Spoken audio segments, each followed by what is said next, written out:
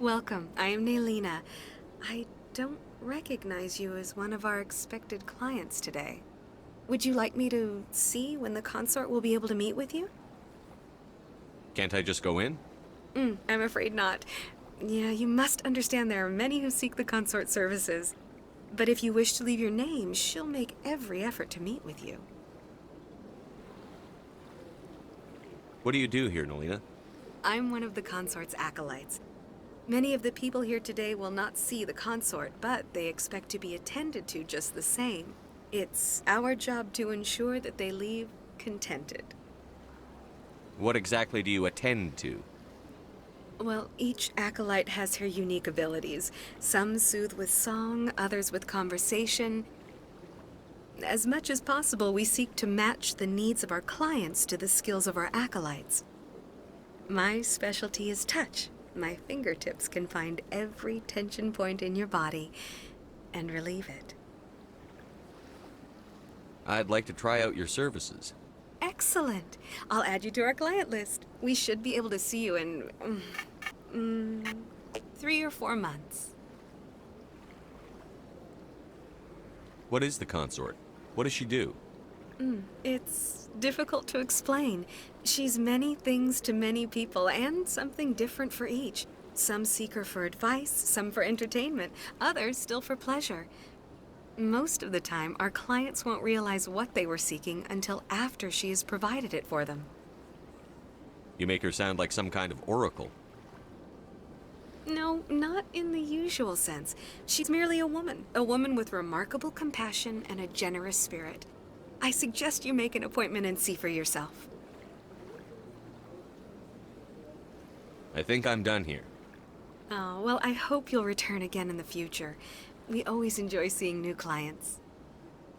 Naylina, Yes, Shaira? send the commander up to see me. I wish to speak with him.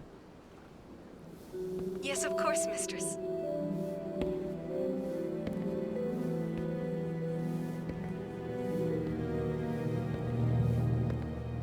Huh. It appears the consort has taken notice of you. She'd like to meet with you now. What does she want to see me for?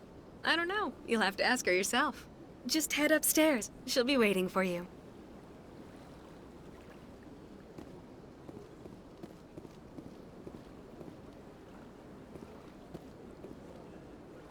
I see even the humans find the consort irresistible.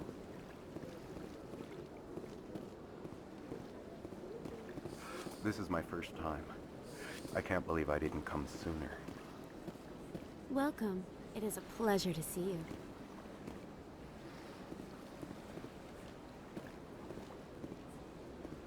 You're with the Alliance? My brother's a private back on Earth.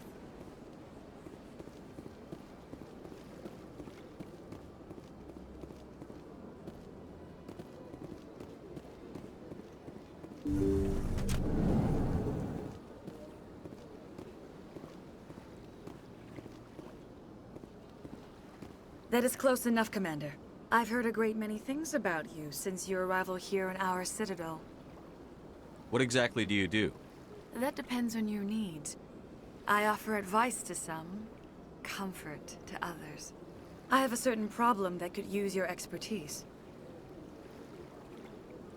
Maybe I can help.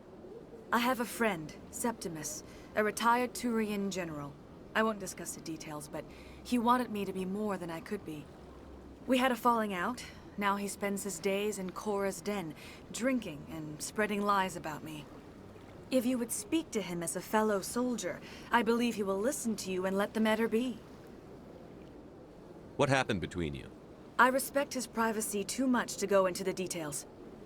If he wishes to tell you what happened, that is his prerogative. What exactly do you want me to tell him? Appeal to his sense of honor. Remind him of his position as a general. If you can convince him to stop spreading lies about me, I would be very grateful.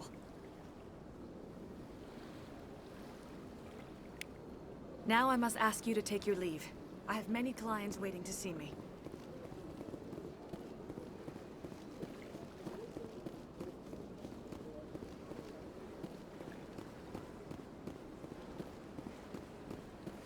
I have to admit I'm a little nervous. hour here is better than a year on leave.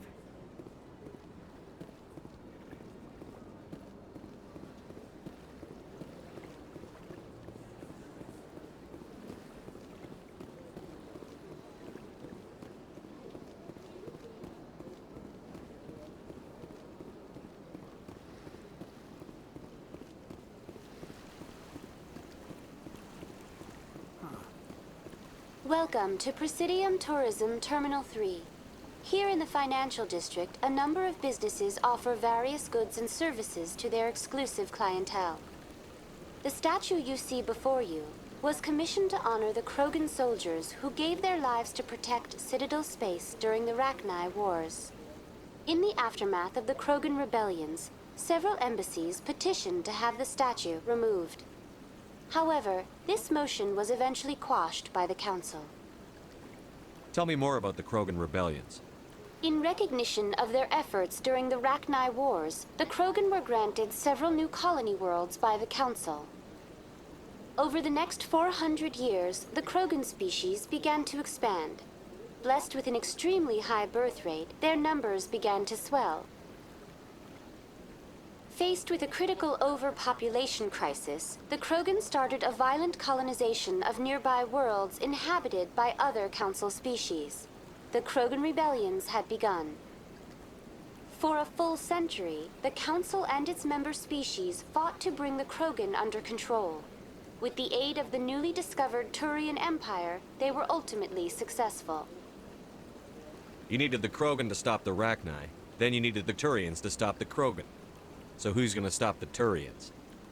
I am sorry, but that question is beyond my programming parameters. The Turians are members of the Citadel Council. They are not a threat to galactic peace. Why did the Council fight so hard to keep the statue? The Krogan were instrumental in saving the galaxy from the Rachni threat. The Council believed this historical fact should not be forgotten. The Council also hoped that preserving the memorial would improve diplomatic relations with the Krogan and bring about a peaceful resolution to the rebellions. Unfortunately, the Krogan refused to negotiate and only surrendered after their population and homeworlds had been ravaged by the Turians. What were the Rachni Wars? Nearly 2,200 years ago, explorers seeking to expand Citadel space opened up mass relays leading to systems controlled by the Rachni. A highly intelligent and aggressive insect race, the Rachni unleashed a war of conquest against the rest of the galaxy that lasted for nearly 3 centuries. The emergence of the Krogan finally turned the tide in favor of the Citadel species. Krogan forces provided the numbers necessary to halt the Rachni advance and drive them back. The Krogan then pursued their retreating fleets. Able to survive the harsh environments of the Rachni homeworlds, the Krogan hunted their enemy to extinction. Was it really necessary to wipe them out? I am sorry, but a value judgment of that nature goes beyond my programming. That's all for now. Thank you for using Avina. Have a pleasant day.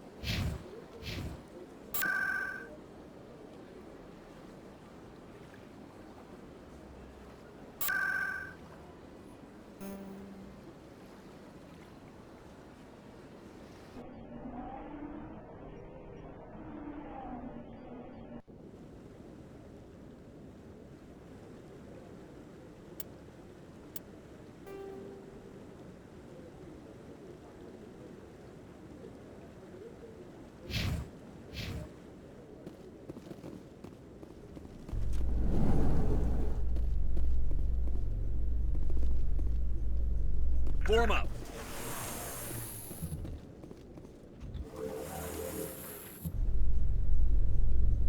The Council isn't gonna ask me any questions, are they? I doubt it. We've made our reports. Now we just have to trust Ambassador Udina. No, we don't, sir.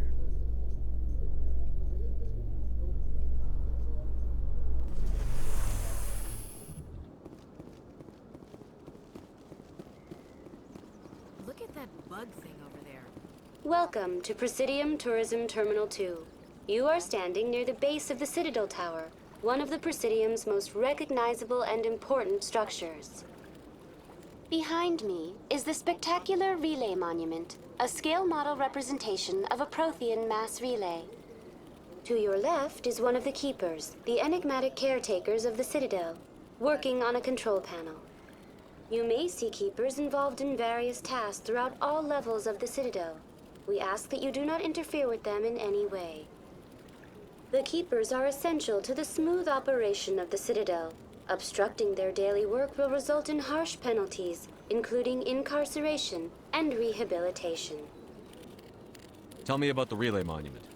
Discovered by the Asari who first arrived at the Citadel, the Relay Monument is one of the station's most interesting and controversial features.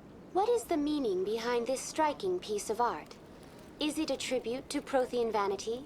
A reminder of their conquest of the galaxy through mass relay technology?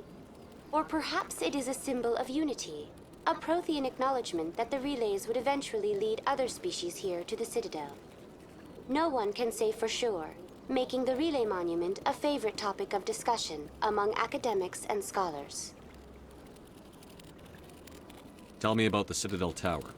Housing both the Council Chambers and Citadel Control, the tower is one of the most important buildings on the station. Access to these areas is restricted to those with the appropriate clearance. What happens in Citadel Control? Citadel Control handles all incoming and outbound transit. Every ship within 2,000 kilometers of the Citadel is under the jurisdiction of Citadel Control. At peak capacity, they are responsible for monitoring upwards of 1,000 vessels. I'd like to hear more about the Council Chambers. The business of the Council, which often has far-reaching effects on the galactic community, is conducted in a room at the apex of the Citadel Tower. The Council Chambers themselves are truly a magnificent sight to behold, though few get to experience the view in person. Typically, only the councilors, ambassadors, and high-ranking officials, along with various support staff, are allowed access. I'd like to know more about the Keepers. Little is known about these peaceful servants of the Citadel, though they are essential to the operation and maintenance of the entire station. Citadel regulations protect the Keepers against interference during the performance of their tasks. Failure to comply will result in harsh penalties. Keepers can be seen in all sections of the Citadel, but are typically found in and around the tower. Any particular reason there are so many Keepers in this area? The Keepers do not communicate with other species. It is assumed, however, that the tower houses the Citadel's primary control systems. Many of the station's systems, such as navigation and life support, function automatically. It is believed the Keepers operate those systems from inside the tower's inaccessible core. The Keepers also make frequent appearances in the Council Chamber itself, though they appear to be just passing through on their way to some other destination. That's all for now. Thank you for using Avina. Have a pleasant day. In light of the recent attack on Eden Prime, many colonial investors are pulling their support for future projects. Proponents of expanded human colonization insist that Eden Prime was an isolated case. Nevertheless, colonist enrollment has dropped sharply. Many colonial proposals are on hold until backers have some reassurance that human colonies will be adequately protected.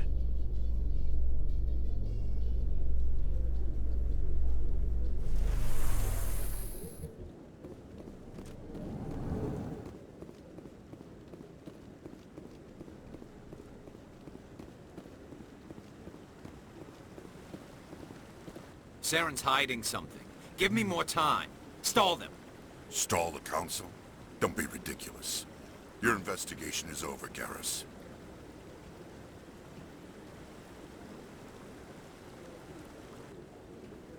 Commander Shepard, Garrus Vakarian. I was the officer in charge of the C-Sec investigation into Saren. Come across anything I should know about? Saren's a Spectre. Most of his activities are classified. I couldn't find anything solid. But I know he's up to something. Like you humans say, I feel it in my gut. I think the Council's ready for us, Commander. Good luck, Shepard. Maybe they'll listen to you.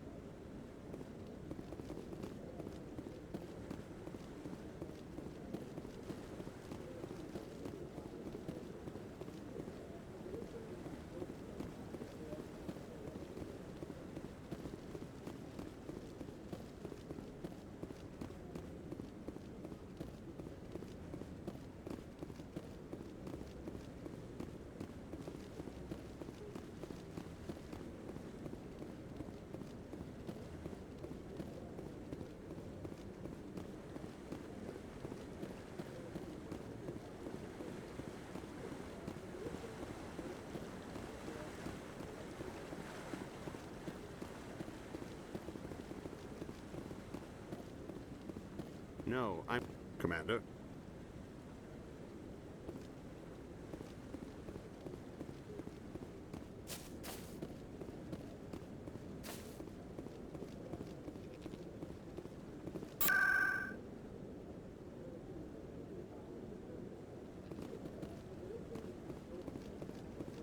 Don't be ridiculous.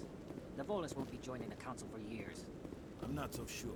The humans are making a strong push, and you can bet the Volus will be right on their coattails if they succeed. Allowing the humans to join us is a sound strategic move. The Volus? The Hanna are likely to be next, then the Elcor.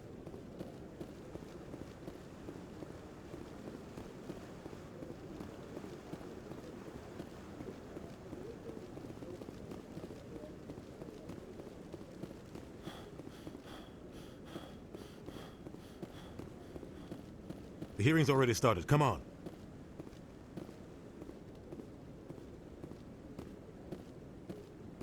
The Geth attack is a matter of some concern, but there is nothing to indicate Saren was involved in any way.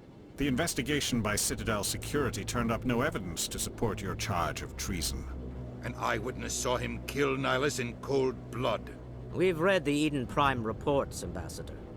The testimony of one traumatized dock worker is hardly compelling proof. I resent these accusations. Nihilus was a fellow Spectre and a friend. That just let you catch him off guard. Captain Anderson, you always seem to be involved when humanity makes false charges against me. And this must be your protege, Commander Shepard, the one who let the beacon get destroyed. The mission to Eden Prime was top secret.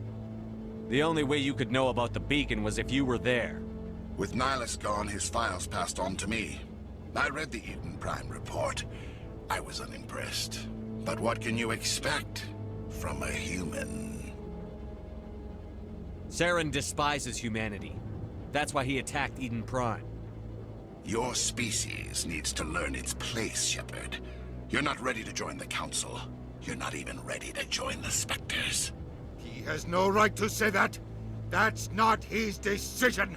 Shepard's admission into the Spectres is not the purpose of this meeting. This meeting has no purpose. The humans are wasting your time, Counselor, and mine. You can't hide behind the Council forever. There is still one outstanding issue. Commander Shepard's vision. It may have been triggered by the beacon. Are we allowing dreams into evidence now? How can I defend my innocence against this kind of testimony? I agree. Our judgment must be based on facts and evidence, not wild imaginings and reckless speculation. Do you have anything else to add, Commander Shepard? You've made your decision. I won't waste my breath.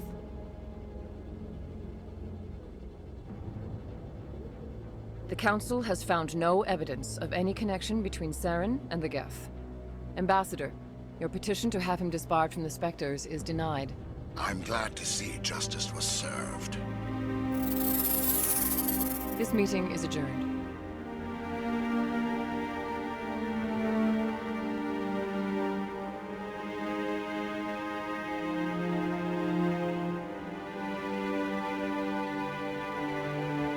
It was a mistake bringing you into that hearing, Captain. You and Saren have too much history. It made the Council question our motives. I know Saren. He's working with the Geth for one reason. To exterminate the entire human race. Every colony we have is at risk. Every world we control is in danger. Even Earth isn't safe. Tell me about this history between you and Saren. I worked with him on a mission a long time ago. Things went bad. Real bad. We shouldn't talk about this here. But I know what he's like. And he has to be stopped. What's our next step? As a Spectre, he's virtually untouchable. We need to find some way to expose him. What about Garrus, that C-Sec investigator? We saw him arguing with the Executor. That's right. He was asking for more time to finish his report. Seems like he was close to finding something on Saren. Any idea where we could find him? I have a contact in C-Sec who can help us track Garrus down. His name is Harkin. Forget it. They suspended Harkin last month, drinking on the job. I won't waste my time with that loser. You won't have to.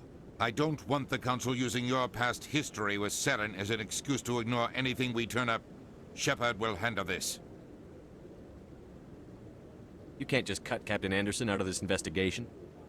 The Ambassador's right. I need to step aside. I need to take care of some business. Captain, meet me in my office later. Harkin's probably getting drunk at Cora's Den. It's a dingy little club in the lower section of the wards. Maybe there's another way to find evidence against Saren. You should talk to Barla Vaughn over in the financial district. Rumor has it he's an agent for the Shadow Broker. The Shadow Broker? An information dealer. Buys and sells secrets to the highest bidder. I've heard Barla Vaughn's one of the top representatives. He might know something about Saren, but his information won't come cheap. You and Saren have a history. What happened? About 20 years ago, I was part of a mission in the Skillian Verge. I was working with Saren to find and remove a known terrorist threat. Saren eliminated his target, but a lot of people died along the way, innocent people. And the official records just covered it all up. But I saw how he operates. No conscience, no hesitation. He'd kill 1,000 innocent civilians to end a war without a second thought.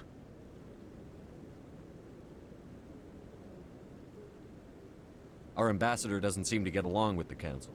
He's just frustrated. The Council's always preaching that we need to be part of the galactic community. But for them, it's a one-way street. They want us to expand and settle unstable regions like the Skillian Verge and the Attican Traverse. But when we run into trouble, they don't want to help us out.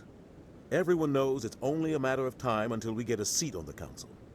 The Ambassador just thinks it should happen sooner rather than later. And I agree.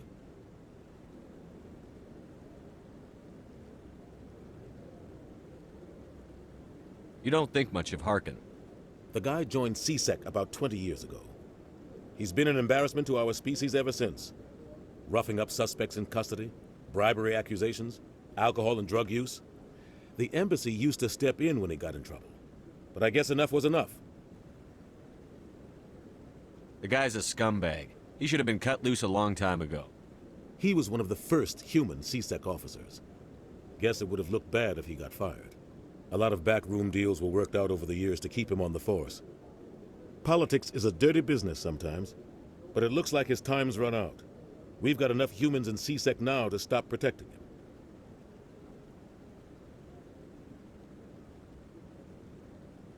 I want to know more about the Spectres. They're not your typical government agency. They tend to work alone, behind the scenes. They take care of problems the Council can't. It's not easy preserving peace across an entire galaxy. The Council prefers to use diplomacy and negotiation. But sometimes more extreme measures are needed. How do they decide who becomes a Spectre? You can't just apply to join. There's no training program. Spectres aren't made. They're born. The Council's always looking for exceptional individuals. People who can get the job done, like you. They've been watching you for years. They see something in you. They want you on their side. Nihilus was supposed to give them a final recommendation, but with him gone, things are still up in the air.